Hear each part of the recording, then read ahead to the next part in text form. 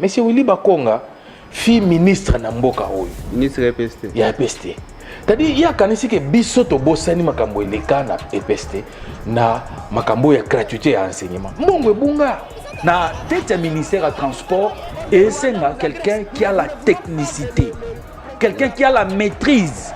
Oyo asali ba étude approfondie sur yango. Bafinga ki baswahili ya wakabila kei. Siko buluba ye. Bazofinga lisusu Kongo ta batiena bango soki yo américain. Pour que tout ait un fédéralisme, il faut toucher la constitution. Donc comment non on va se contredire parce que récemment ne touchez pas à ma constitution. Mais les lots comment bango bagoya sur le solo ya fédéralisme. Ça veut dire faut tous la constitution. Tu sais que dit na mabenaye na malamu na ye azamuto koleka parce qu'il n'est pas le premier président. Mais ceux qui te sauver mboka te demain nous aurons tous que des yeux pour plaire.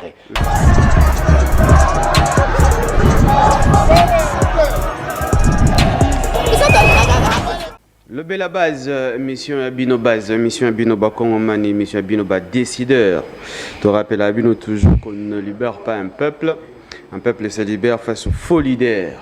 C'est bon noter toujours que les faux leaders basés belé nos positions, basés également belé na union sacrée. C'est à vous, Bino Base, Bino Bakongomani, Bino Ba décideur.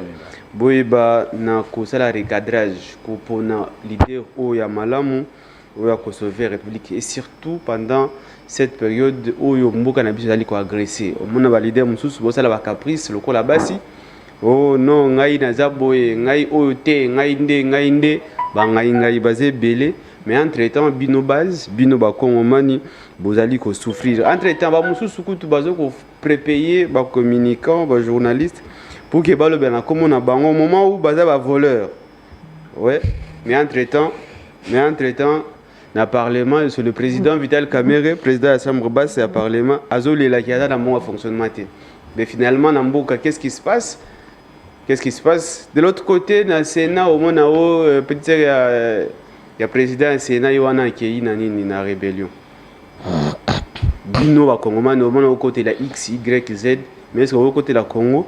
Alors, les autres ont un plaisir pour Yamba, Ndeko Mike Kibaka, d'abord Benoît Mwamba, Wazali cadre et communicateur et union sacrée, Ndeko Benoît Mbote, Pe Boebla mon émission Le Bela Base. Mbote Ndeko Alain Shukuru, Mbote na Bakongomani nyonso bazolanda biso, Mbote na Tata Mokonza Mboka Félix Antoine Tshisekedi Tshilombo.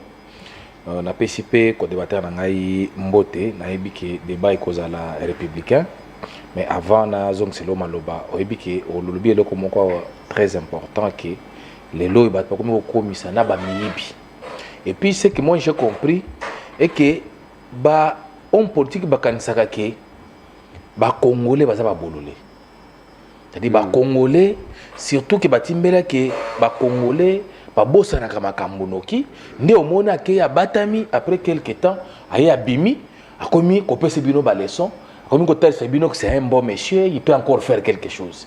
Je prends un exemple typique na zomona ces derniers temps na ba médias presque tous les médias batwazo lobela monsieur Willy Bakonga fille ministre na mboka oyo ministre EPST ya EPST. C'est-à-dire il y a kanisi ke bisoto bosani makambo eleka na EPST na makambo ya gratuité ya enseignement. Mbongo ya gratuité ya enseignement ebunga. Là c'était na début ya mandat na biso ya liboso na FCC cash. Mais il y a kanisi ke bato babosani. Est-ce que yebi ke bakanga ye na plus de $10,000 azo katisa katisa ki déjà za na braza bakangi ye. Bazongisi oui. Pas 1000. Non, 10 millions, plus de 10 millions déjà parce que normalement tozana loi oyo lobi ke pour que o katisa ngambu ya mboka na yo fozala na pas plus de 10 millions de dollars mais lui en avait plus. Et puis les lois commis kotinda ba journaliste kotinda ba communicateur na ba média ba lobele que c'est un bon il peut faire encore quelque chose na EPST nini asala kate na moment wan oya koya kosala lelo parce que mbongo ebunga plus de 63 millions de dollars mbongo ebunga. Alors on peut voir que c'est biso to ba naïf biso to bossa na makambu alors il faut azonga pour gagner kopesa biso ba leçon. Moi je pense que même ba oyo bazoya na ba etandeke ko soutenir mutroko la Willy Bakonga. Moi je suis en train de regretter tant atala ka bango na bi mais est-ce qu'ils comprennent que gouvernement oyo ya union nationale eza gouvernement ya détermination. Eza gouvernement oyo ko permettre que mokonza mboka na suka ya mandat apesa bilan na ye na peuple congolais pour que permettre oya koya ayeba déjà que non prédécesseur na ngai asuki awa ngai fona banda pour que na continuer bolingi tozongisa susu bamiyibi pour que bayaka lisusu koyiba kambongo de manière à ce que tant tokoma na suka ya mandat tozana bilan kopesa te tozana rapport kopesa peuple congolais te baya koloba que non Tshisekedi moni asali musala bien te pendant que ba animateur bazolinga kosunga yete. Moi je pense que ba bazosala les campagnes ce n'est pas le moment parce que tokozala vraiment rigoureux na gouvernement oyo kobima parce que tolingi bato ya bwanya bato oyo bayibaka te bazala wana même ba ancien ministre mosusu nazomona bango na ba réseaux sociaux bazoloba parce que ba ancien ministre awa basala nini ebele bazaki na ba ministère bayibi mbongo basombi mapango bazwi ba vice mama ba mosusu bazwi na basi ya batu mais lelo bakomi koluka bazonga parce que mbongo bazwaki bayibaki esili parce que les gens ont pour préparer 2028. Moi, je pense que nous n'allons pas tolérer. Tous les anciens ministres et après mandature, ils sont na gouvernement d'union nationale. Na lobby, ministre délégué, vice-ministre, nyonso basala musalate, vanda na bango, toluka ba technocrate, lokola ba commandant ilunga lukunga Serge ba oyo bazana ba piste solution na ba secteur moko boy. Ba tu ndenge wana ba ko permettre que mokonza mboka réussir mandat na c'est très important que kozong sa batlo ba wili ba konga lokola ba mususu oyo na mona ba tambula kawa bazalo ba toza ba PhD, nous avons 15 diplômes. On a été dirigé par des gens qui ont de 15 diplômes. Mais en réalité ba ça les l'autre côté. Ils étaient limités. Mais notre personne chance na batu mususu ba ko sala musala pour que mokonza mboka réussir mandat na. D'ailleurs le commandant Serge Ilunga Toyamba qui est awa il avait démontré vraiment de quoi il est capable et d'ailleurs nous avons eu à participer à plusieurs conférences, débats ou à organiser qui à ce qui concerne Makamba transport a démontré clairement que Azan a une proposition concrète pour changer, pour amener développement. Je rappelle qu'on ne peut jamais parler du développement de la République démocratique du Congo, ce qui dans le secteur de transport n'a moins tâtonné à Makassi. On ne peut jamais se développer. Puisque même faire la guerre, on a besoin de transport. Parce que pour que ma ministère comme na Calais, comme na Uvira, comme na Walikale, il nous faut le transport. Il faut le transporter. Mais par contre, transporter, on a un zéla nini. Vraiment, coup de chapeau na commandant. Je crois que tu as un si pas cette semaine, la semaine prochaine, pour que tu aies la bétali solo, tu aies le transport. Oui, le transport. On a besoin de compétents. On a besoin de gens qui ont un cerveau pour servir République démocratique du Congo. Bien, merci. De l'autre côté, nous avons M. Kibaka Mike, Azali communicateur. Il y a nouvel élan parti chez Adolphe Mouzito. Ndeko Mike Mbote, Pebola, mon émission Le Bel à base. Mbote Ndeko Alain. Merci pour l'invitation. Mbote na ndeko to partager les plateaux. Mbote na bakongomani nyonso bakozwa libakwa kolanda émission.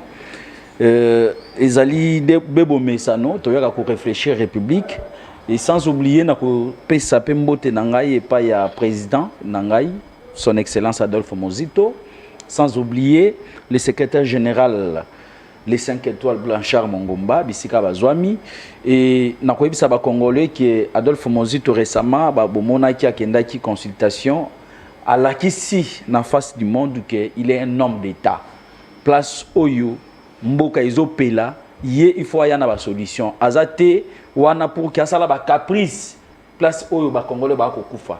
Ba yebaka ba homme d'État, na ba événement, Oyo Kokome la Mboka. Et Adolphe Mozito a l'acquis à face du monde qu'aujourd'hui, s'il y a des hommes d'État dans RDC, Adolphe Mozito est parmi.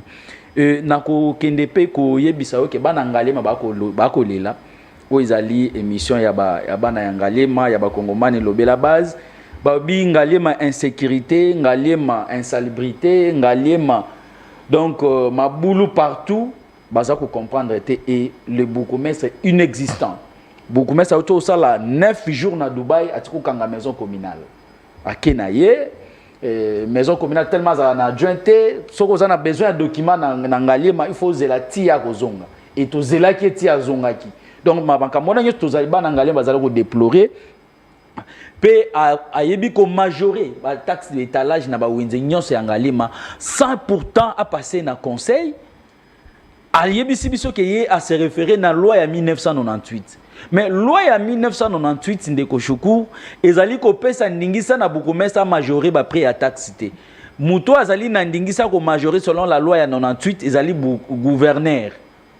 Mais tout ça li ba démarche que na gouverneur alobi ayebité. Mais na loi ya 2008 ezo pesa ba conseiller. De voilà anarchie na kati ya commune na biso ngalima yango ngalima ezo évoluer te. Na entrée principale ya chef de l'état a venu des écrits pour na chef de l'état 3 maboule timoli na entrée même ya commune et le bourgmestre azo occupé na été yango bana ngalima balobi ba service à chef de l'état so ba Holanda biso ba ko interpeller na no bourgmestre wana ou bien ba pesa biso bourgmestre mususu o ya ko sala musala malana na ko chiter na ko féliciter le gouverneur militaire ya Ituri o ya zo sala musala ezo monana. Boyebi que est ya Congo lelo ezali menacé Ituri ezali qui parmi ba provinces ezali qui ciblé mais lelo grâce ya ba effort ya gouverneur militaire na ba FARDC baza na kati ya province ya Ituri lelo to komona ke Ituri ezali ko tenir malgré ba menace o ya mwana Museveni Ituri lelo ezali ko tenir donc tozali ko tombela ba militaire baza na Ituri longoni na bango ba continuer ko sala et gouvernement ay ba kopesa ba moyens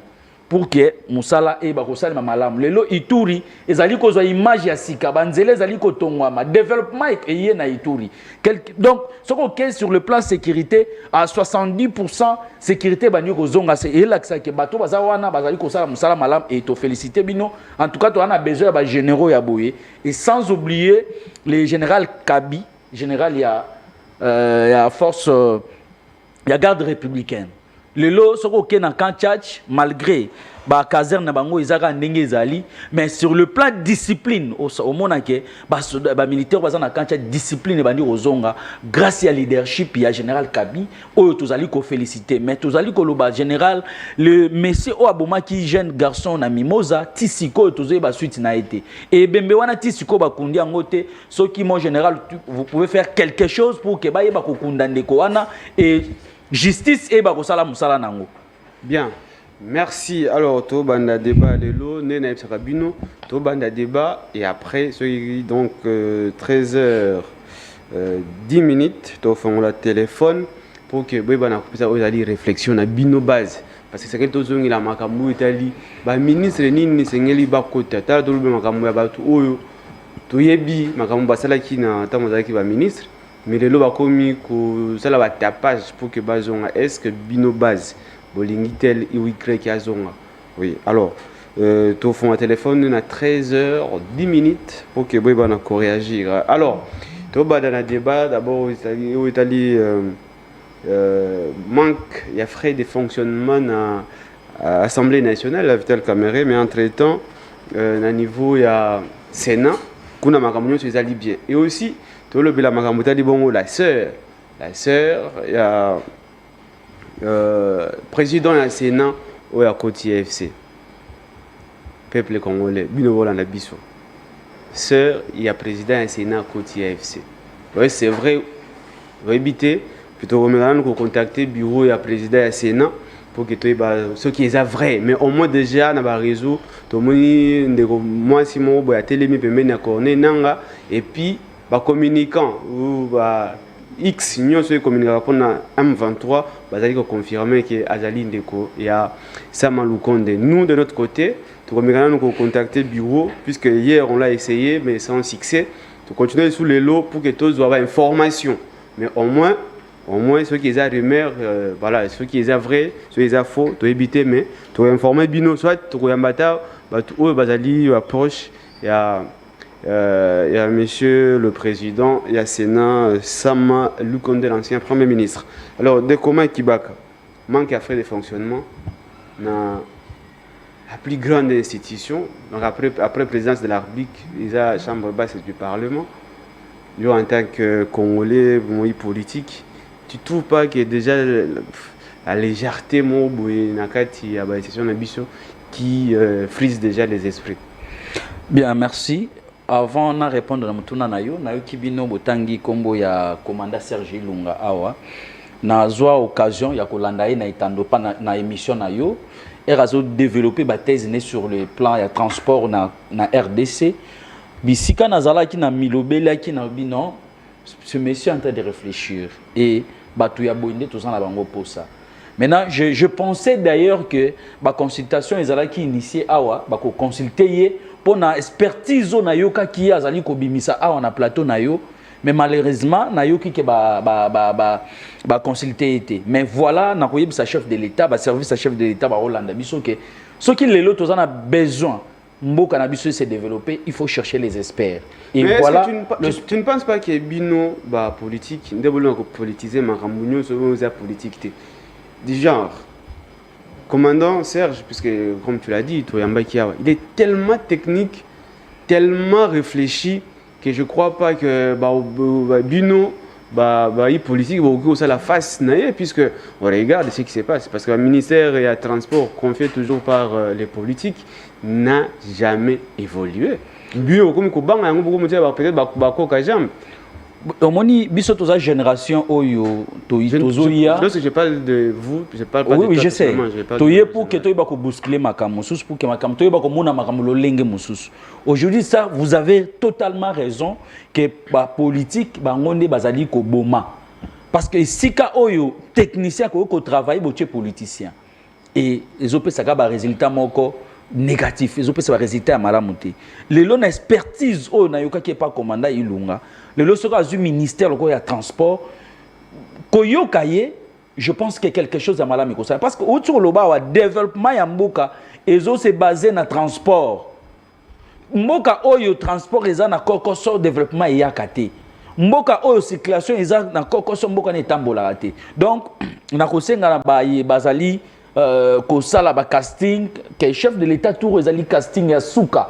Suka raté na casting oyo et vous allez moi passer et voilà bah espère à bon comme bah commandant Ilunga bah espère que là bah Adolphe Mozito bah espère bah ça est belé na Congo oh ya ça que ce cas y a quoi apporter quelque chose bah meka ko yoka bango et bah meka ko tia bango na isika pour que bah pèse expertise au bazar bah congolais bah ko bénéficier nango. Et surtout il faut noter que pour l'instant comme Mozito l'avait dit à l'époque, nous sommes pendant une période de guerre, il nous faut une économie forte, capable de refaire face à la guerre. Je crois que le président Touro, Aosala Bagé, Blagté, ou Bazali, na capacité à apporter ma camouibélité. Mais des journalistes, parce que tu parles, je me rappelle, dans l'année qui moi Mboka Mobo, on a autant à comme Mboka on a été, Mboka on a ceux qui ont se développé, c'est grâce, il y a eux, Zali, comment on appelle tourisme. Alors, on a tourisme, on ne peut jamais parler du tourisme sans parler des transports. Parce que pour que les touristes aillent circuler dans Mboka, c'est un transport. Il faut mobilité. Oui, mais c'est ça, les transports. Pour faire la guerre, il nous faut une économie forte, il nous faut également le transport pour transporter les munitions. C'est-à-dire, diriger ce Bolanda, il faut comprendre que le transport est allié rond-point, carrefour, pour le développement et la République démocratique du Congo. Dans le secteur union, pour que Marambo évolue, on a besoin de transport. Pour construire la République, il faut le transport. Parce que pour que Tonganda, il faut essayer le matériel, ils allaient transporter. C'est-à-dire le transport est un domaine très important dans la République, d'où il faut que tu aies regardé. Alors, oui, Marc, tout va. Je crois même optique, on a le logo Bukavu, Oyo. Agresseur bazui biso yango ce qui bazui biso yango eza parce que tozalaki na capacité wana te ya la rupture eza pour muto alongwa Kigali alongwa Kinshasa koma Goma mais muto aza na Kigali pour koma Goma koma na facilité et c'est ça qui nous a posé de problèmes même ba militaire na biso na front bazui moi ba kokoso wana et lelo tozo kendepe ya kokoma Kasai bongo parce que nzela ba sala kalamba mbuji. Ce qui est Sili et comme Timbujimai, au biga Moutaouta Angola, le bito, Timbujimai avec facilité, mais Moutaolonga Kinshasa, pour comme Mbujimai, c'est un problème. Et au moment où Mboka ezana ko kabwana. Donc, bato Mboka mususu bazana facilité à sillonner Mboka na bino, mais bino moko ba kolomboka beaucoup kate. Donc, c'est-à-dire que na tête ministère à transport, et c'est quelqu'un qui a la technicité, quelqu'un qui a la maîtrise. Oh, ya sali ba étude approfondie sur yango. Nazu exemple ba bazali sikoyo. Ce que tali na ministère de transport lelo. Qu'est-ce que ba opesa nini? Ba opesa le côté parce que bazaki na bango préparer té na makambwana. Peut-être baza fort na domaine musu. Donc il faut président de la République na casting au sala ya suka ay me ka sala casting moko que ezala casting ya ba technocrates.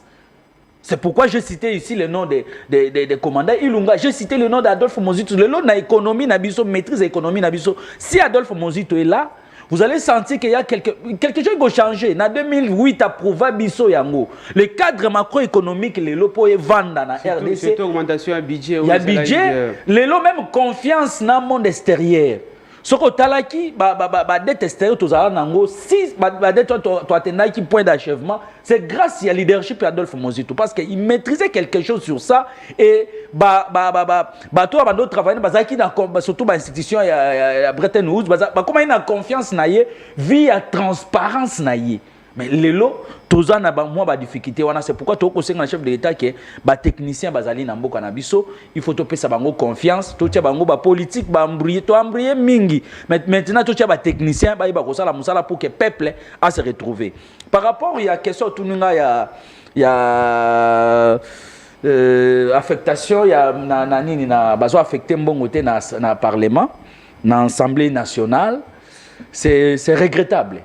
Kota la mboka na biso soki ezali makambo oyo le président ya assemblée à lobby si c'est la vérité en tout cas c'est que toza mboka eza na cric mais président assemblée lobby ya ngo percheur ya assemblée oui c'est pas je dis et maloba na eza évangile te ngape na boya ngote mais na lobby soki ezali na je parle au conditionnel soki eza vérité bongo en tout cas c'est que mboka ezali na cric.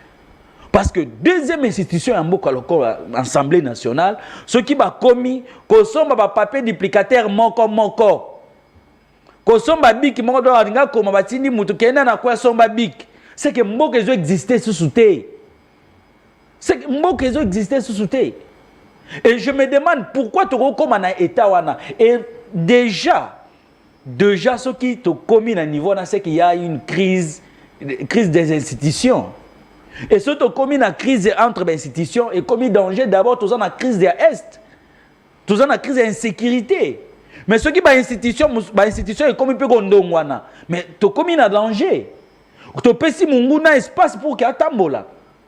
Donc, moi, je trouve que institution nyonso ba Rolanda biso ba yeba ke ministre congolais nyonso azali concentré pour que ndenge to kosilisa makambo ezali ko tungisa biso ya insécurité et surtout na partie orientale ya mboka na biso et to ko jamais ko commencer sur na ba guerre ya ba institution.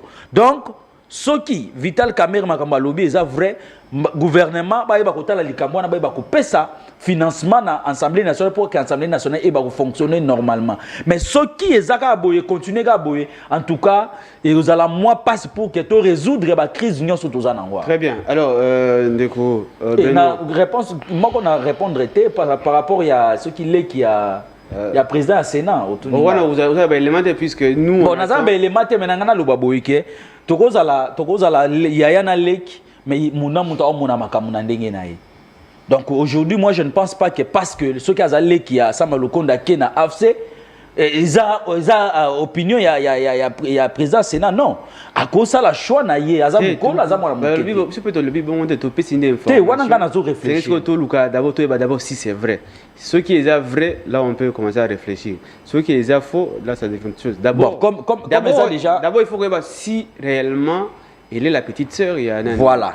Donc il faut continuer dans le gouvernement. Voilà pourquoi j'ai dit de contacter Ouzali service, il y a président il y a Sénat Sama pour en savoir plus. Alors Ndeko Beno Mwamba. Oui, Nabanzi Ndeko Mike Asia Lobeli, je crois que Lobela ngo petango toko Lobela point oyo tala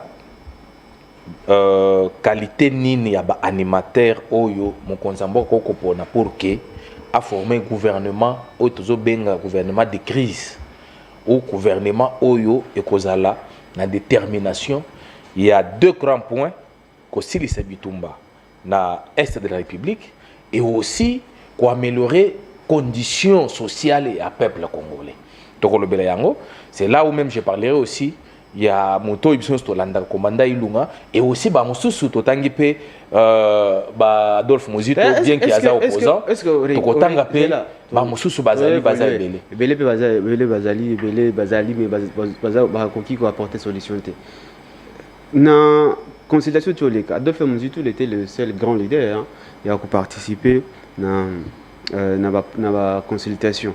On avait reçu ici quelqu'un de Matata, quoi qu'il était contre, j'étais contre la consultation. Au moins Muzito lui quand même c'est un ticket gagnant pour être Premier ministre. Vous savez, je n'ai pas posé cette question à Mike parce qu'il avait déjà tendance. Vous savez, Ndekonangai, on peut avoir des divergences politiques, mais s'il s'agit de la République, Bissonios Total, la direction, c'est très important. Pourquoi la plupart, les gens sérieux, pourquoi ils ont apprécié le geste Adolphe Muzito? C'est parce que Adolphe Muzito n'a pas tenu compte de l'appartenance politique. N'a pas tenu compte de tout ce qui se passe dans Mboka. Non, maintenant là que tu as agressé dans cette République, bande ko bazo kufa, bazo menacer Mboka na biso, bazo linga bazo Mboka na Mboka musu, c'est-à-dire na bapaya. C'est le moment où tu ko sangisa makanisi na biso na mutu na domaine na ye pour que tu sauves Mboka. Tshisekedi na mabe na ye, na malamu na ye, aza mutu akoleka parce qu'il n'est pas le premier président. Mais ceux qui te sauvent Mboka te, demain nous aurons tous que des yeux pour pleurer. Nous avons aimé, on a félicité na Kozalaya président Muzito na consultation. Maintenant pour na kota na mozindo ya mutuna na yo. Président Muzito azana batu nyonso il fit premier ministre na Mboka oyo. Il fit aza expert na économie na Mboka oyo. Il a toujours aidé les gens même ba Mboka mususu na domaine ya ye. Ceux qui muntu ayebi ndengo za journaliste, oza du domaine, oza expert, ceux ko yebi to ko yebi ceux que non ndeko yebi.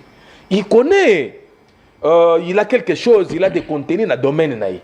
Maintenant à ce qui concerne poste na minute oyo na gouvernement d'union nationale ou gouvernement de crise bien sûr, ça ne dépendra pas de moi. On est en train de réfléchir. Mais ceux qui toquent même ordre d'idée, si Mokonza Mboka na pouvoir discrétionnaire na il trouve que Ndeko Adolphe Muzito peut aider la République tout en étant premier ministre na Mboka na biso, qui suis-je pour que na Mokonza Mboka que non Kocha Ndeko Muzito? Non, parce qu'il a des atouts quand même. De ce côté-là, nous pouvons accepter parce qu'il avait aussi montré de quoi il était capable tant Wazalaki, Premier ministre Namboka Oyo. On ne peut pas, il est opposant, moi je suis du pouvoir, mais ceux qui m'ont sali malamu, il faut quand même tomber les maboko. À Salaki, maintenant que Andimi qu'on a apporté un plus, ceux qui Mokonza Mboka Talia Monique non, parmi d'abord opposant Oyo, Consultaki, c'est un opposant, c'est un leader majeur. C'est un leader majeur, un leader très important, non seulement pour la consultation, même pour la République. Si le chef d'État trouve que c'est mieux même de travailler avec les opposants, comme il l'avait fait avec Moutamba, on ne voit pas pourquoi on doit en disconvenir. Mais si Mokonza Mboka a trouvé que non, dans le domaine tel, ça c'est le pouvoir discrétionnaire de Mokonza Mboka. C'est pourquoi au moins Tozolobela, Ndeko Mususu wa commandant Ilunga, Tozolobela, Ndeko Muzito, tant d'autres. Même Ndeko Nabiso Oyazana, ministère intérieur, Jacquemain Chabani, qui fait aussi un bon travail, il vient de Lubumbashi d'ailleurs. Non mais Ndeko Nangai, Oyebi, Ozotuna, Mituna bien sûr est belé, je suis prêt à répondre. Vous pouvez ou ne pas accepter ce que Jacquemain Chabani est en train de faire, mais Bakinois, Congolais en général, Monique. Lelo Oyo avec l'opération Ndobo, quand même Koulouna est diminué. Nous devons être quand même sincères. Ceux qui ont posé la question, Muzito Salanine, on va expliquer Salabou. Mais je suis en train d'expliquer aussi Oyo, Jacquemain Chabani, ils ont continué comme ça. Poser la question. Ceux qui m'ont Muzito, oui, il y a un budget, Salari, il maîtrise l'économie, il maîtrise le. Ok. Si on pose une question par rapport à commandant Serge Lobano, c'est un expert, voilà ses propositions par rapport au transport. Sur toutes nos questions, il y a le ministre de l'Intérieur. Mais finalement, au Lobanini, puisque déjà, insécurité totale. Ah, Mike Azolobama. Non.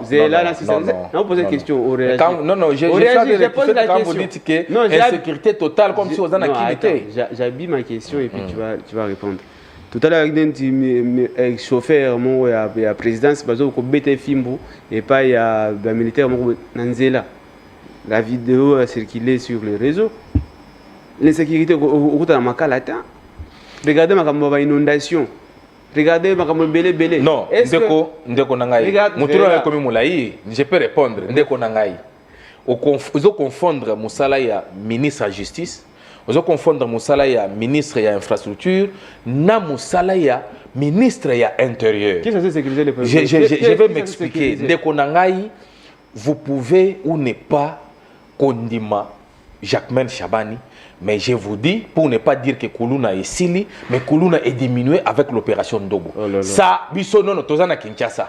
Ngai nazana bandalungwa, na yebi que 19h 20h bandalungwa mobimba, ba nyos bazana po makelele, ba nyos bazana côté ya pont Tambouene, tozo kende ngalier ma partout, Koulouna ezalaki ya makasi. Mais avec opération wana, na yebi que Koulouna est diminué. Tant que tu as bana yo boye, tant que tu as non, c'est ça que j'ai dit diminué. Na lobby qui est silité. Moi je pèse mes mots. Na lobby qui est silité. Non, criminalité est diminuée. Alors c'est pour vous dire que moi Namboka, vous savez pourquoi valoriser bah, chef de riz, chef de quartier? Parce que non, mais je vous dis à tenir na bango réunion et d'ailleurs bientôt là bazo côté bango na compte ya ba fonctionnaire à l'état. Je vous informe. Ce sont des réunions où bazo tenir comment? Non, ça ne relève pas la compétence. Il y a ministre, je parle des pays. Bazar na compte il y a ministre intérieur, mais en ce qui concerne paye, ça ne relève pas la compétence. Parce que ils ont tout un budget, il faut, bazala, on a un budget à 2024. C'est très important. Alors, Nazongi, pour nous dire que Oyo, Ezo Salama, on est en train de parler à l'Assemblée nationale.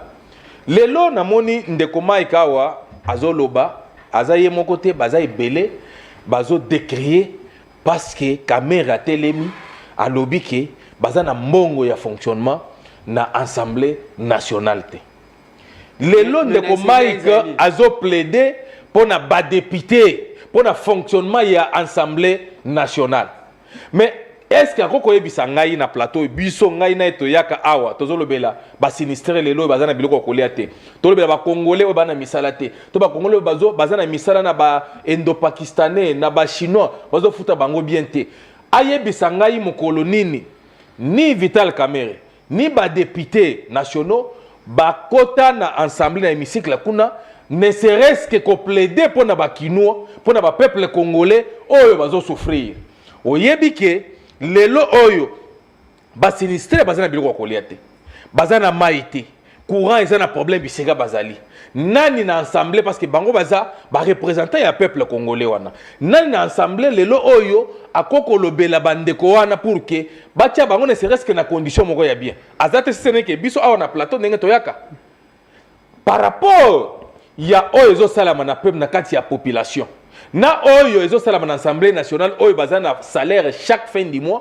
na ba imprévu na ba mbongo mususu bazalaka nango oyo toyebite oyo komaka tina ba 21 millions de dollars nani oyo toko lobela na plateau eza ba oyo bazwaka mbongo régulièrement ou bien ba oyo bazana kati ko souffrir même ba oyo bazo sala musala bazana salaire tende ko nangai soyons sérieux ceux qui lelo oyo ceux qui pona ba intérêt na bango la Vital Kamerhe à côté lema à kolobela yango mais ceux qui pona intérêt à peuple congolais au Congo le Vital Kamerhe à kolobate qu'ils nous disent ceux qui azana porte-parole na plateau ayebisa biso tango Goma ikoyaki tango Bukavu ikoyaki Walikale ayebisa ngai ala kisanga ne serait-ce que vidéo ya muke ya Vital Kamerhe asala ki déclaration pour ko déplorer situation wana batu bakufa ki boni na eze république yo za na bandeko kuna ndeko yo shokuru na bandeko kuna oyebi comment bazo souffrir na minute oyo ayebisa ngai président ya Sénat asala ki mo déclaration mukolo nini président assemblée nationale asala ki mo déclaration mukolo nini encore ba dieu na bango basala ki déclaration mukolo nini. Alors moi je ne vois pas ça comme une question comme une magie et autre ko le na plateau parce que mbongo ya fonction bazo ko banza ya kokende poto kokende baswe na poto nde bazo ba mbongo fonctionnement yo kasi mbongo fonctionnement ezani tango ba ko pesa yango allez basali liste dernièrement na monaki liste ya ba député oyo ba kende ko soin na poto mais biso siko bato yo to pesa ka bampako chaîne oyo pesa ka bampako nini bazo garantir biso ba congolais que no soki ngai pe na beli na pesa ka bampako na ngai na ko soin wapi et puis na ko soin na condition nini On ne peut pas tout. Kokota makambu oyo, binomoko boyebi ke ils sont des bénéficiaires na mbongo nyonso zo kota na mboka na biso. Moi je pense que c'est le moyen kolobela mboka ndem ko zaboka lobaki ke ba réduire ba train de vie ya ba institution, il faut qu'on les fasse quand même, c'est très important. Il faut quand même ba réduire ba moyen nyonso wana, batika la peine mbongo muke oyo ba kopesa et permettre que ba congolais ba vivre. Ndeko parfois biso to vani to telemi a to zo loba na ye. Mais nous avons des gens à citer. Des fois, ils ont battu à Kolia Nini. Ils ont 500 francs dans la poche. Okay. Et de tels gens, on ne peut pas songer d'eux. D'accord. Tous songer à la bataille, ils ont 21 millions de francs de dollars, 21 millions de dollars. Mais ils ont dit que non, bon, on a eu soin na poto ezate, bon, on a eu ko sala vacances na poto ezate, et ça devient un problème, un sujet autre qu'on débattre na plateau. Bien, merci. Namoni bandeko déjà il est 13h juste. Et pas donc tu confonds le téléphone à 13h10. C'est-à-dire tu as 5 minutes d'avoir invité la deuxième sujet au Italie, le fédéralisme proposé par comment il s'appelle, Olivier Kamitato. Voilà, donc alors tu as Benoît Mwamba, fédéralisme proposition à Olivier Kamitato, mais déjà dans les années 90 il y a là qui proposition comment appeler Nguza Carlibond. Alors na landaki débat moko vana yawa na chaîne mona wotanga kombo nangote nos amis communicateurs aussi des juristes na kati ba lingaki ba maquiller ba propos ya Kamitato alobi na ebandela lobaki makambo ya séparation ya ba institution mais aye ko tomber na fédéralisme, c'est comme si comprenant qui bien mo wana te parce qu'il n'est pas juriste. Mais c'est faux. Kamitato parle un bon français. Kamitato c'est un intellectuel. C'est-à-dire ce qui a placé mot, il est conscient d'un mot où il a placé. Effectivement. Alors ce qui montoyé na plateau awa, aya kokote la Kamitato pona ko maquiller ba propos naie, c'est que mon tour n'a pas ennemi. J'avais suivi les amis que je connais bien. J'ai compté les appeler pour leur dire que vous êtes des juristes, il faut quand même bola qui ça. Maye le bokeh chic bosali 5 ans pour na kuya kozala ba permettez-moi les termes. Peut-être que vous choquez ba kozala ba vautourté. Puis kozala sima ya ba homme politique parce que ba kopesa biso bonbon na biscuit. Non. Moi j'ai dit c'est très grave. Avec les propos, il y a porte-parole, il y a Katumbi qui devient aussi porte-parole, il y a Kabila. C'est là où moi j'ai compris que quand j'ai commencé à faire des analyses par rapport à mes propos, j'ai compris que réunion il y a Katumbi na Moïse, Salaki, Libanda Yamboka, Katumbi na Joseph Kabila, Basalaki, Libanda Yamboka. Naye Kotala, général Numbi Azakaka, na pays moko frontalier, j'ai compris, na ma propos ya Kamitato, j'ai compris que Baza déjà na kuna bango monté. Okay. Parce que ça n'a pas commencé aujourd'hui, et même na bakatakatanga jusqu'au jour d'aujourd'hui, bazo bunda kaka pour que bakata mboka na biso. Et les termes là, c'est-à-dire aboyi kaka kolobela makambo ya balkanisation, mais le rôle aye baka français kitoko akena biso na ba fédéralisme. Alors moi je pense que nous devons être vigilants et j'interpelle les peuples congolais, les peuples louchois, les peuples congolais dans l'ensemble, que nous devons être vigilants avec de tels gens, surtout à propos naïe. Okay. Parce que à propos na bango il y a ko diviser biso au monde qui dernièrement, il y a que tribu moko ba komi ko marginaliser yango.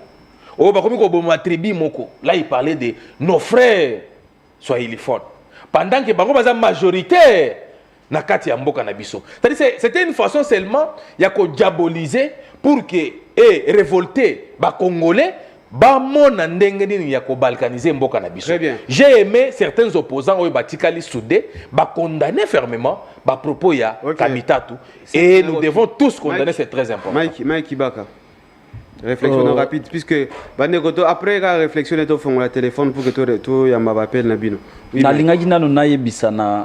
Bandeko ou bakolanda émission, je crois que nulle part on a défendre les députés. Nous sommes en train de donner notre avis par rapport aux questions qu'on nous a posées. Mais je ne comprends pas, malgré mon sentir awa na plateau oyo, ceux qui ba ozulango wapi. Et tolobi boye. Moni lelo ceux qui administration na biso ekufa eza par rapport ya frais de fonctionnement ndenge bando kende souté.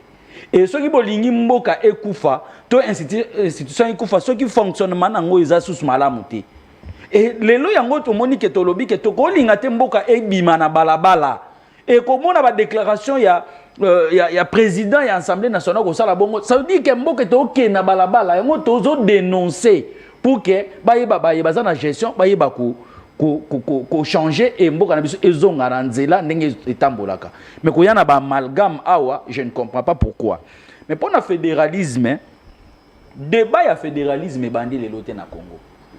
C'est depuis 1964 avant que Mobutu soit au pouvoir. Débat au Salema, Bayokanaka, là c'était de nos pères fondateurs. Kasavubu, Onyos Toebi, wana bakenda indépendant. Bayokana que fédéralisme est en 64 été, mais ça là, élection, ça va organiser 4 modes d'élection, na simandé fédéralisme rouya. Mais na 65, Mobutu a eu au pouvoir, a kumbi mboka nenga kumba biso na toebi ba réalité. Na 92 débat na ezonga lisusu pa ngunza carbone o ya pesa ki ba avantage ya nini ya fédéralisme na ya unitarisme. Et na 2003 lors il y a Sun City débat wana ezonga ki et il y avait deux blocs, le bloc ya ba fédéraliste na ba unitariste. C'est pourquoi moni constitution na biso ba retrouver juste milieu ba yaka na pays na biso ezali unitariste fortement décentralisé. C'est par rapport il y a deux bozala kiwana. Et fédéralisme ezali kozongi sa gestion. Donc chaque province et comme un état donc et comme na constitution nango. Et comme libre na makamunyo so akosala, ils ont géré chaque province, ils ont géré province naie, mais sauf na sur le plan il y a diplomatie. Il y a relations internationales, il y a affaires étrangères, le gouvernement central doit s'occuper d'ango. Et il y a des États comme ça dans le monde. Je prends l'exemple, il y a les États-Unis, basé sur le fédéralisme.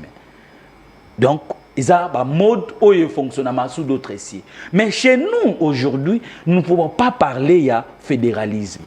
Parce que les lots, mboka na biso ezali tout ça vraiment na ba soubassement sur le plan sécuritaire. Ce que tali est na biso lelo. Ce que tali même awa na espace grand bandundu lelo avec les mobondo. Et bozui bo installer fédéralisme. Et d'abord to ko beta sur le fédéralisme parce que c'est déjà conclu dans la constitution na biso. Et lelo ce qui nani bandeko oyo ensemble ba beti le fédéralisme. Mais wana bazo zongisa lisolo ya constitution to zala récemment. Pour que tout qui est dans le fédéralisme, il faut toucher la constitution. Donc, comment non, on pas se contredire parce que récemment, ne touchez pas à ma constitution. Mais les lots, comment on sur le fédéralisme? Ça veut dire qu'il faut toucher la constitution. Il faut débattre la constitution, ils ont ça. Donc, aujourd'hui, moi, j'ai dit, kota la mboka na biso ndenge ezali ko fonctionner, kota la ndenge ba service na biso ezali ko fonctionner, eza difficile tokende na état fédéral parce que egozala balkanisation oyo bato ba ko imaginer te. Donc pour que pays ait se décider ba kende na état ya ba fédéralisme, il faut se rassurer que sécurité ezali malamu. Très bien. Il faut se rassurer que ba frontière na bino ezali malamu ko sécuriser yango malamu. Et ce qui ba makambo wana nyonso ezali te, en tout cas et ba na fédéralisme mais makana balkanisation za lelo to ko beta sur le solo nango te. Donc moi je dis mais qu'on lancer débat, ils ont problème. Okay. Olivier Kamta, c'est un intellectuel, a lancé débat. C'est à nous de réfléchir. Au lieu de ça, la fixation. Au lieu de qu'il y ait il faut expliquer. Ils ont battu belé, ils ont battu fédéralisme, ils ont très bien. Maintenant, na ba débat na biso boye, et ils ont expliqué au lieu que toi tu spéculer awa, toi ya kana ba élément que voilà fédéralisme bazolo ba ezali boye que chaque province comme un état, ba ozana constitution nango, ba ozana justice nango, ba ozana nyonso ya bango moko, sauf sur le plan international l'état central ne bande sillonner yango. Donc bato faut ba yeba yango.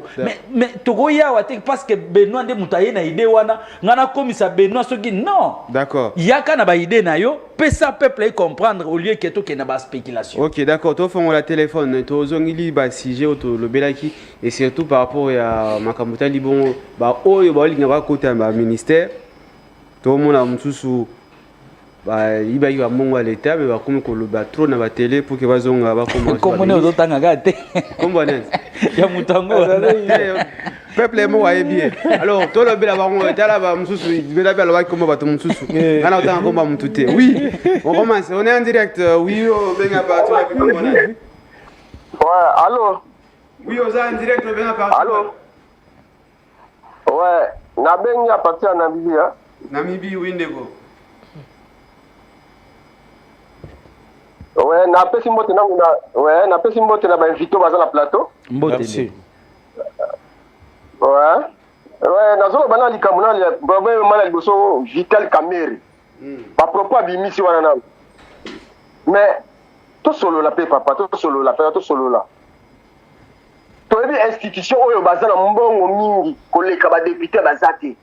Ça veut dire que mbongo ya fonctionnement ezate. Mais to kamwa il y a comme ça mon approche na ali comme na ko lo bangote eta que présidence ya parlement ko lo bangote na minute to ça objectif de faire de paix écoute na est président lo bajango il faut qu'on carte ba salaire ba tunyo surtout ba ministre ba député ba sénateur il faut qu'on carte yango oui ya zo bimele ba na guerre e ba na yo carte Vital Kamerhe lobi kama ya bien jamais. Non, tout sur la peine. Encore le bon côté. La minute où la priorité la mission c'est une guerre ici la est. Et puis dans on est abo guerre sur la est, développement cause la terre. Ma route est au ramener gani. Il faut pas compter même Angola awa l'air guerre ici là qui la 2001. Tout le monde qui que na 10 espace à 10 ans. Mais toi que il mec Angola ba Angola bon comme on est Angola comment qui parce que peu compte qui. Pourquoi pas Bisso hein? Et puis, pour il y a gouvernement et union nationale. Là, il a ses planning, le premier ministre Adolphe Muzip. Pour le monde, on a déjà capacité, déjà, l'air à contact, on a capacité. Et puis, tout le monde peut laisser l'opposant, il y a des opposants républicains. Il y a bien lobby, il y a bien lobby. Voilà un vrai opposant. Pour le monde, Adolphe Bachar, premier ministre. Moi, dans 6 mois, ton CP là, dans 6 mois, tu as bien fait premier ministre. On va regarder dans 6 mois, ton CP là. Madonna, on est quitte. Ya, ça va, merci vraiment, merci. Merci bien, Nego. Voilà, parce qu'il y a aussi un ministre Moussoussou, ça est l'autre côté, ça là est l'autre côté, il va bon, on va tout pour que va zonga ministre. Voilà. Oui. Oza en direct ne go benga parti web. Allô. Oui, oza en direct. Na benga parti Delvo. Oui, ne ba Delvo. Bon, il va toujours content comme Kamerhe. Kamerhe voilà, Bogarda Kaye pourquoi vous dites que non Azali parmi Baté Kamboko. Bon, mais Kaye pourquoi est-ce que bien le monde vous avez dit que Kamerhe Azali parmi dans les belles Mboko. Beaucoup est starté beaucoup de pourquoi que il y a solo il a créé alliance ya Kabila na parti c'est déjà fini parce que ça chinois Kabila c'est l'étranger na Kamerhe na Kabila na Moïse Katumbi ça va faire même image on comprend to yedi bango parti n'est pas pour la bien merci bien Ndeko donc tu continues ko yamba appel. Oui, Ndeko, Oza en direct, ben à partir de comme le bel la base. Bonjour. En tout cas, bonjour, la binotou, bienvenue au na plateau. Par rapport à l'émission de tout ça, l'intervention. En tout cas, par rapport à propos na ndenge tolobi, est-ce que c'est moi qui les olika par rapport à propos bande on a vu sur bimisi neti développement mboka to kitato mata ezana nzela. En tout cas, par rapport à la population au bisotan onde totika Congo na par rapport de domona. en tout cas comme Chine populaire. Donc na minute au Congo na biso ezo senga pena mutu moko ya bien oya très compétent en tout cas na ndeko na biso azul oya ya union sacrée en tout cas na peso très bien makasi koleka mutu ya nouvelle là. En tout cas au komi koloba na ndenge mo pena ozo critiquer boyende zala moni to za ba sentimentaliste et so na plateau so bien que équipe no se beta bien te critiquant ngo parce que traîner aïba koluka mutu o azana super papa beta mat pour l'instant union sacrée na temps autozali o et senga ba ministre o baza compétent pour ngai akoyo za moko ya union sacrée pembe na biso en tout cas toko senga deka maloba e uti na munoko na yo olingi penda kete ve muzitu azala premier ministre en tout cas na betilo maboko po ezo senga penda kaka mitwa ya muzitu potoni makamutu pe na ba evra salmoni ba ve muzitu ba lokwa ba madilu e ba sala banze momo eza ba chef d'œuvre do baza batumo baza o ba participer na Congo na biso azana les écritures o asali etikali ya omoni par rapport azana nzembo o basala biso peuple mutu eza Félix Tshisekedi président actuel ayebi ke basala muzitu nzembo do sadi aza mutu o Congo ezo senga ye tellement que nande bo bana aza vrai patriote mboka na miti ode albeka proverbe albeka nyoka koti na ndako ezo senga me botiki la muzitu akanga ba nyoka oane koti o senti po Congo na biso za na Congo te ton ba 6 ans o Félix banda zi pouvoir ezo beta banza yenenga za na par rapport po na inane muzitu so zi mboka soit na 6 mois bidake bilanga badanki donc mboka eza développement na nzela biso Angola mboka uti na guerre mais mboka est développé biso Angola partout okende okobanda ba Congo po ekatang donc ko angolais za ningwana yango pona biso nde boy tourisme mutako ya auta avant Angola ana posa ke découvrir quelque part mais zo singa fonzele zala na bambouteillage to mona na Congo biso uto ba to uti kuna metobanga bosko ebisanga mutu oya vana na Congo ta obanga nde en tout cas par rapport na féliciter yona muta union sacrée na évolution na motema malamu yo moko misengi bien muzitu nga pe na pouyer idée wana avec beaucoup de respect fait chef de l'état en tout cas mbele oyo ki déjà moko kati ya parti toza na posa ve muzitu po ve muzitu akufina ta envie aibi batuni na obete ozo lokwa ba de moni pona nga la ka reconnaissance na Denis Kambaya apesa biso chat moni na ministre sport lokwa ba Denis Kambaya wana baza parmi batu o ba yemo za sportif aibi mangamba sport po nanga pe sous Denis Kambaya toyebi malgré ça na époque Kabila mais toko zongisila yi tozana batu mususu okande bolobi yona oto to kosala na sélection kande toza botobi ke botila biso muto total mboke ke évoluer ndingwana tozana batu en tout cas avec beaucoup bato ba salina gouvernement Félix ba ko sala te quelque chose à poids politique chose à petit poids au ko sala te biso pe ba conseil to Angola mais sur ngata ko tu veux muzitu biso to ba conseil auto monde pe moi trop to za tata pe na ba viana to coach ove boy to sala bo ça bien bomboka ngo senga biso to eza mboka na biso poto sala na mboka wana en tout cas merci zaki moi participation mais en tout cas na sepel na pe na mutu ya union sacrée au sololi merci cela qui nani na kindo atama saldo pour faire ça pour merci bien merci beaucoup ndeko na biso de toute façon le bikombo ya Denis Kambaya président ya Grand Kassai tokolukaye aussi pendant koyambaye afin de proposer également mitune belé puisque ce qui est sûr aussi azaki ministre parce que la ministre mususu basala eloko te mais obuya ko ngebazo totaka komba ba tout yo mo otaki komba Denis Kambaya j'appuie bakambo lobby parce que bino d'ailleurs bino base bino ba Congo mani bino ne bozali na pouvoir ya koyeba ki na placer mon féliciter aussi quand même téléspectateurs wana na sepelaka pe na parce que azoa quand même temps ya kolanda émission presque chaque jour à intervenaka félicitations na omoni eloko alobi président lobe la base oui auti kotanga pe kombo ya Denis Kambaya oyo alakisa pe quand même que c'est vraiment un bon na côté ya sport en direct au benga parti wa na bengi na Luanda ndeko Paul oui ndeko Paul ya na pesi bino ba bonjour na plateau na député na biso ya 2000 ezo ya OK merci journaliste na biso kombo pe na yeba te merci beaucoup ya nalingi koloba ko intervenir par rapport ya nini ya bandeko bazoloba soki gouvernement soki fédéral soki fédéral na comprendre nango bien te na forme Congo pour na opinion na ngai et aussi Timbate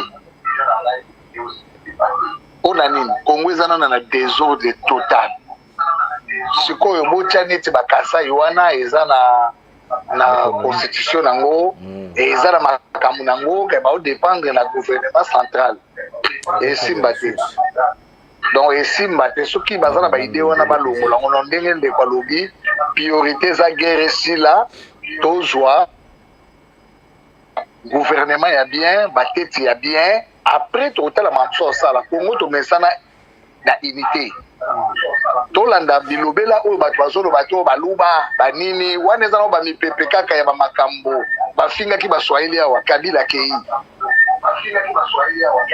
siko buluba ye bazofinga lisusu Congo ata batie na bango soki yo américain soko asali bien te bakofinga ye eza na tira Congo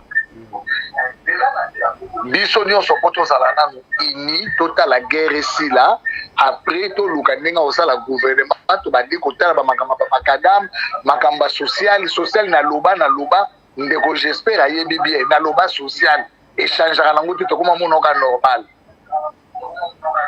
En tout cas merci pour na ko loba ebelete. Merci. Bambo tebele bolo bela toujours mboka. Merci. Toujours mutu mususu. Ndeko oza en direct venga partout web. Nazali na Belendao kama na hii kama naongea wazee. Oza wapi? Belendao. Ah okay. Réaction na ndeko. Bande kubadali kukanisa makambo ya federalisme wana c'est-à-dire que balingi bakabola mboka kiteni bazali na makanisi moko na baoyo balingi la balkanisation ya mboka lakini na bango pa prédateurs nationaux na étrangers balingi bakabola mboka mpona baintérêt ya baétranger donc makanisi wana ekokosimba te ifo na ntango oyo eza na poso ya unité nationale na cohésion nationale batika makambo na bango wana. Merci. Merci. Merci bien. Donc Congolais nyonso bazoboya makambo ya fédéralisme. Ok, bon to na replacer moi. Oui, alors oui, j'étais en train de dire que bon, ça doit appeler la souka et puis ok. Appelle la souka. Oui, ndeko oza en direct. Allô. Allô. Allô. Oza en direct de la partie. Bonjour, bonjour. Oui, bonjour, oza en direct de la partie à wapi. Nga partir à Luanda toujours. OK. Ya, eloko mingi na koloba na ko corriger pe bande ko na bisa Luanda mamu keto za ka favoritisme te. Biso pe na Angola tozana ba problème ezali ke angoleza pe kitoko te. Tozana ba infrastructure te ndenge pe Congo pe banzele zangi biso pe na angoleza te. Yeso ka ebika ka Luanda mengana ebi Angola presque nyonso. Do toza pe na problème banzela pe makambo yeze pe lia ko sana mboka o ndenge moko. Mais eloko na kosenga mingi sona bande ko na biso bazana na plateau. Fédéralisme eza biloko moko na biso ko sala mate. Parce que pona nini ezolakisa déjà séparatisme. Donc ba Olivier Kamitatu wana bazaba tumoko mais talaka niveau tata na âge azanango amemelaka moto saki ozo trouver ngo za normal bazaba inconscient atanga moto alo babiloko ndenge wana pona mboka za inconscient bazo senga délivrance donc batu moko bazaba inconscient il faut tozala mayele tozala sentimentaliste te pona batu non donc Congo o esengi penda moto penda nzamba poni mais o batu baponi te. D'accord. Okomona Congo kotambola. OK. Merci. Merci. Alors bon, tout cas si téléphone. Oui, j'étais en train de dire que nazo interpellé ba Congolais nyonso ba 450 tribus toza nango toza la bomoko tolanda ba politicien en mal de fonctionnement te baza na position ya bien te bazo fonctionner bien te bakomi ko luka ba bouc émissaire pour que pas se retrouver babanda kutu ko yokana te et ce qu'on landi même belé o bazo insister wana ne sont pas des vrais Congolais, c'est-à-dire les Congolais de père et de mère. Alors biso toza la bomoko toza na ba benga na français vouloir vivre ensemble.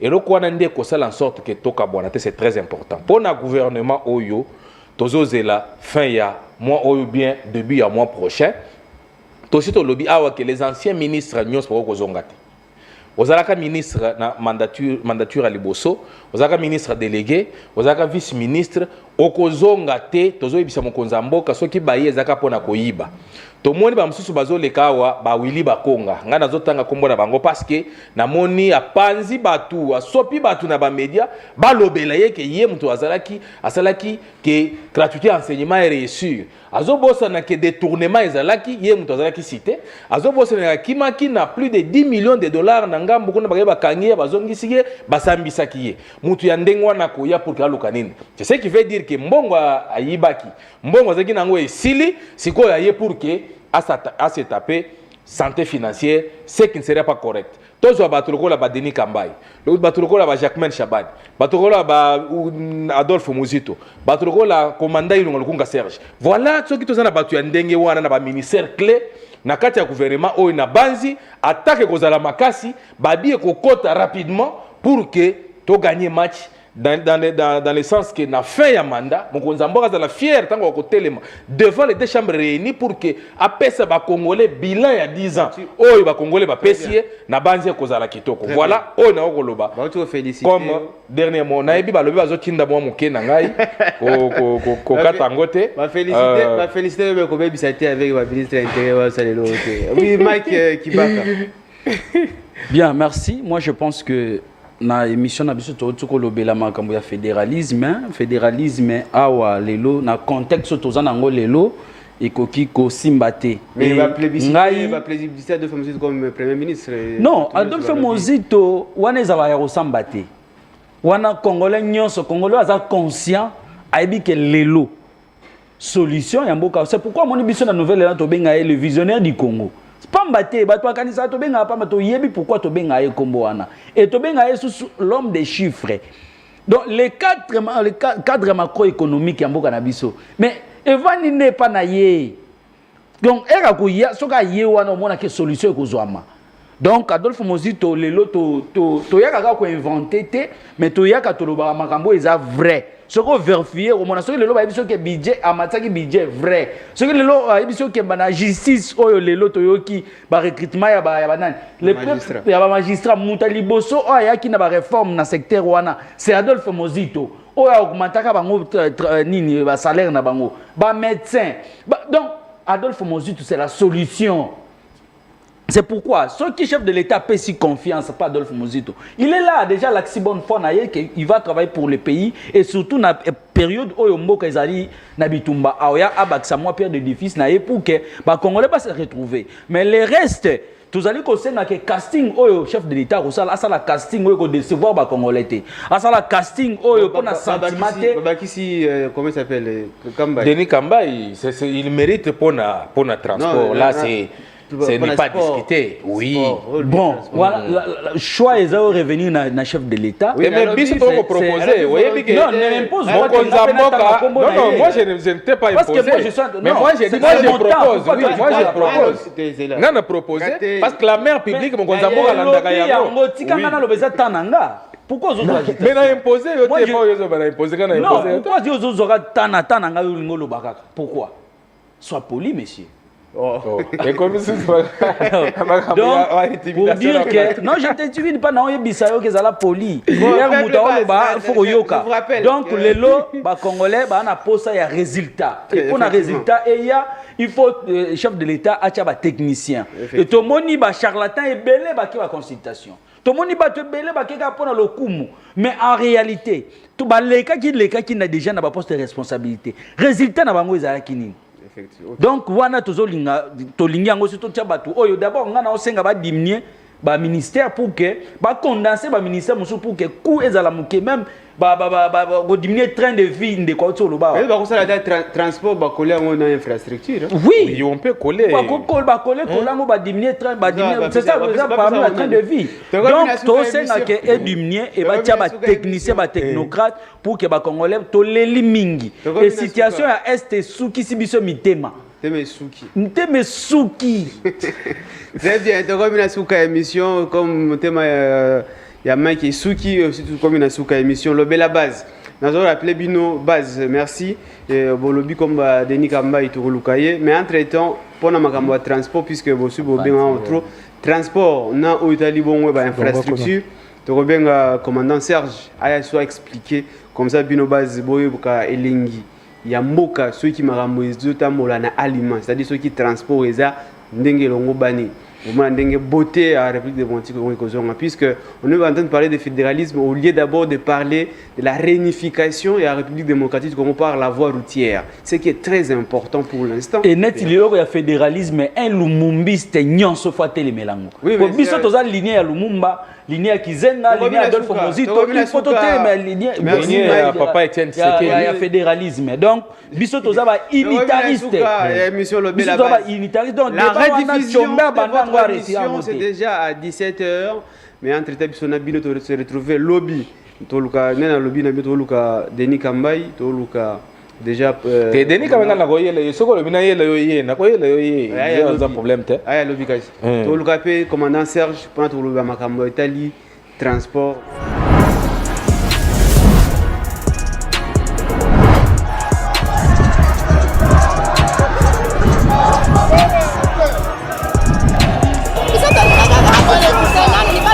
Le Rwanda nous agresse. Nous ne voulons pas que le président de la France